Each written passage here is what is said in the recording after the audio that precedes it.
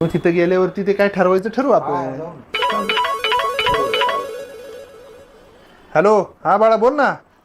Hello पप्पा, ऐका ना. माझा नवरा मला दारू पिऊन रोज मारतोय. मला नाही राहायचंय, मला घेऊन जावा ना प्लीज.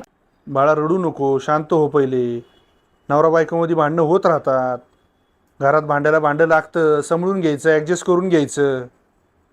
असं घरी निघून येणं हे का पर्याय नाही त्याच्यावरती. तुला ॲडजस्ट करावंच लागेल. मी काय तुला घ्यायला येणार नाहीये. नाही पप्पा, मला नाही राहायचं, मला घेऊन जावा प्लीज.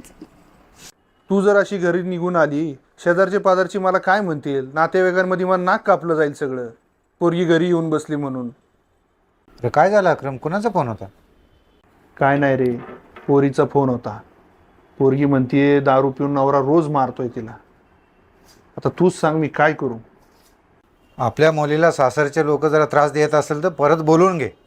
कारण 25-30 वर्ष सांभाळलेला पोटचा गोळा मरेपर्यंत वाट बघू नको. बरोबर बोललास तू. आजच जाऊन पोरीला घेऊन येतो.